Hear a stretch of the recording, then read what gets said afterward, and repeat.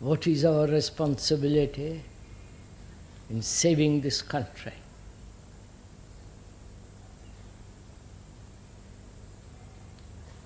It's your responsibility. Yours alone and nobody else's. Not the government, not the scientists, not the economists, not the environmentalists, the social worker, nobody. You are the only responsible person.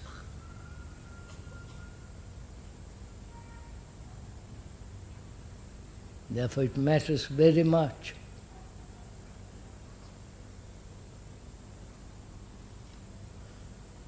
that we not only feel it, but undertake this responsibility so that from that responsibility one begins to have care. Responsibility is not duty. Duty is an ugly word. Responsibility has great significance. You're responsible for your family, for your child, for your neighbor. And when that responsibility is given over to another, to your guru, to your politician, to the specialist, then you become merely a robot.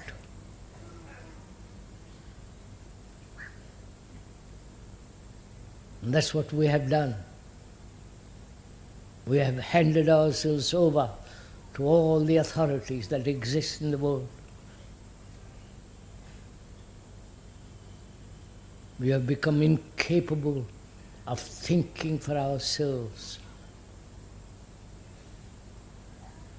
looking at facts as they are. The fact that you do not love, that's a fact. And to live with that fact, to realize how without it one becomes brutal, careless.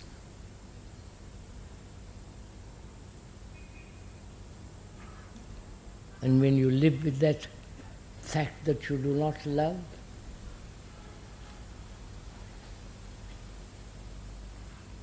realize what happens to your mind and your whole being.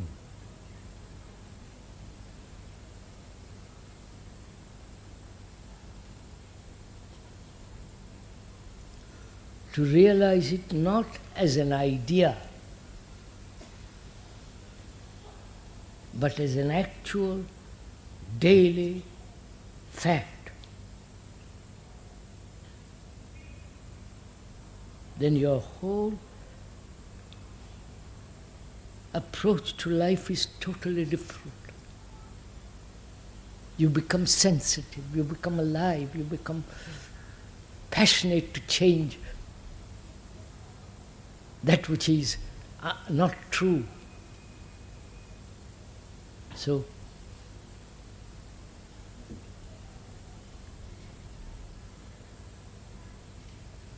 if you find the cause of this catastrophe in this country, finding the cause, you have to act. That is, to remove the cause.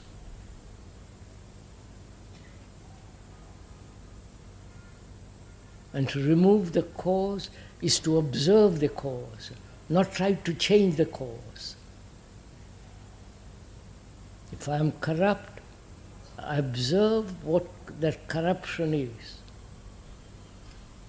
As I pointed out, there is corruption when there is attachment.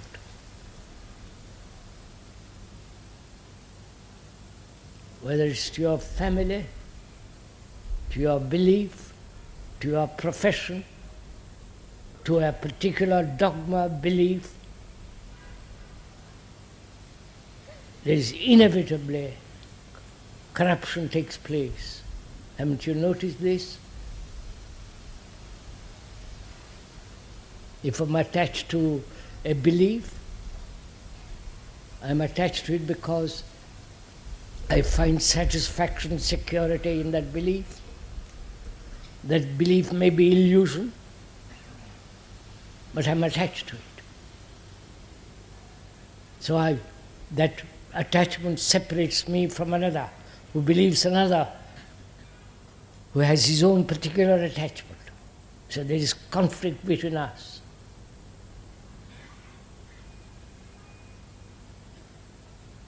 If you are attached to your wife or your husband, what takes place?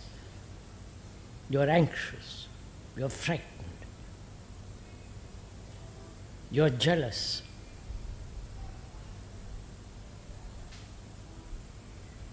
And the more you are attached, the more the agony becomes.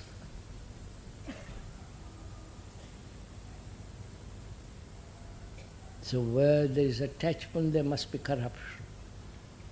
That's a fact. That is the truth. Now, what will you do with it?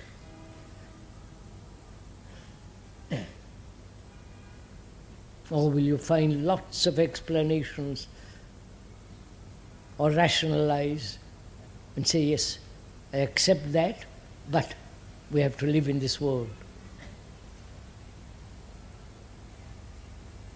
So such a mind is a corrupt mind.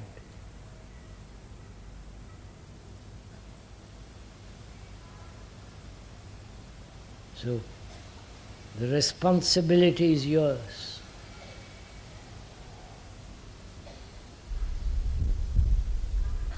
To be absolutely incorruptible.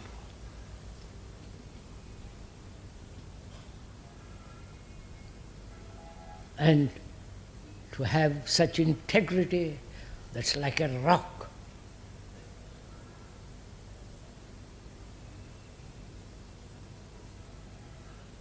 Have you ever watched a river flowing? In the midst of it there is a great boulder. And the great volume of water cannot push it aside. It is stable, immovable, and the water goes round it. Our minds, our lives have to be like that, to bring about a salvage of this country, which means salvage of human beings.